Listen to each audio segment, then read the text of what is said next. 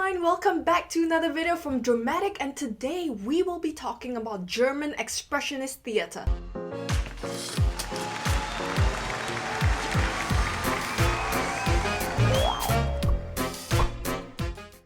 Expressionism is a movement of theatre and drama that developed in Europe in the early 20th century. What makes Expressionist theatre so unique is that it aims to capture the subjective experience, the spiritual awakening or suffering of the central character rather than telling you what is going on. This is why Expressionist theatre has been seen as a lot more symbolic rather than representational, because through its plays we can clearly see that it aims to capture the essence of the subject matter by distorting the outward appearance of material reality. German Expressionist theatre was actually a protest to the existing social order and the failure of certain social values that were brought about as a consequence of World War I. This is really unsurprising because Expressionism as a general theatrical movement actually gained its greatest clarity between the years 1916 to 1921, which was directly during the period of World War I and post-World War I, where Germany was really experiencing rapid social, economic, and technological changes. And people needed to come to terms really quickly with such changes, and this is where theatre and the arts offers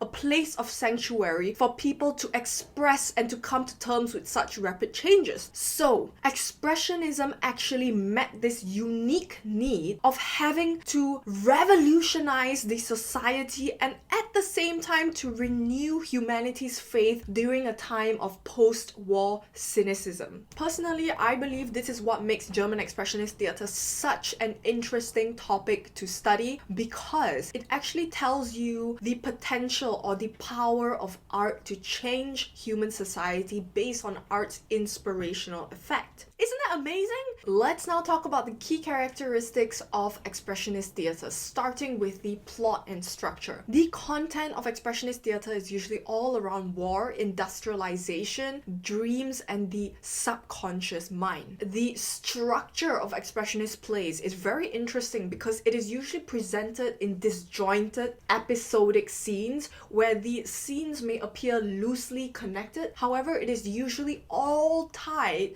to a central message. This is why the broken episodic kind of scene actually works really well in Expressionist theatre, because it may represent the different stages of the central character's life, or it can also represent the sequence of visions of the central character as seen through the subconscious mind, so a little bit like a dream. Another interesting thing is the content of Expressionist theatre actually deals with a lot of taboo topics like suicide, incest, and patricide, because people were experiencing very turbulent home and public life. So it is made to reflect and to process these very deep, complicated questions on stage. The atmosphere is very focused on eerie, dreamlike, and nightmarish. This is achieved by the use of shadows, unrealistic stark lighting, and visual distortions on set. Expressionist plays actually avoids going into detailed real-life sets, like the type of sets that we see in realistic or naturalistic kind of theatre. Instead,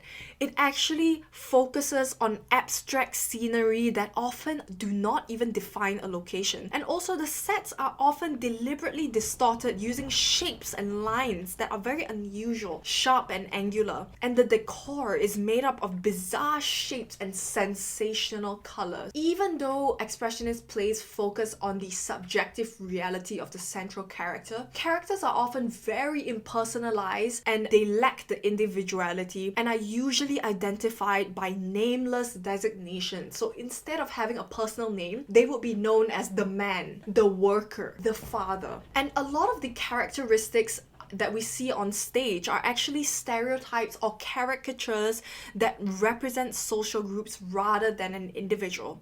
So a lot of their characteristics are emphasized or really exaggerated by costumes, masks, or makeup.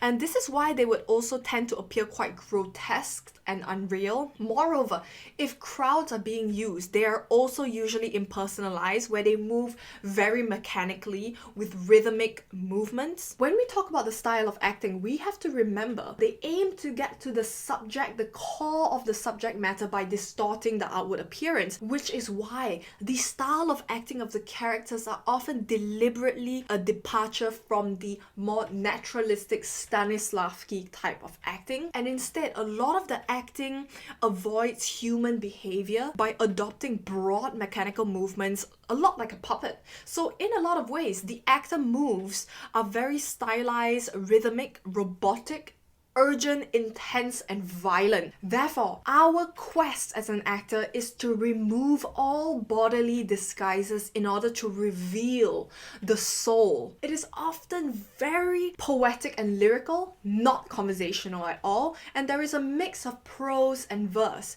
But most importantly, the dialogue varies from long lyrical monologue to clip, fragmented, and unreal speech containing a small number of words. Thank you very much for sticking around to the end of the video. If this video has brought you value, remember to hit the like and subscribe button, and I will see you in my next video. Bye!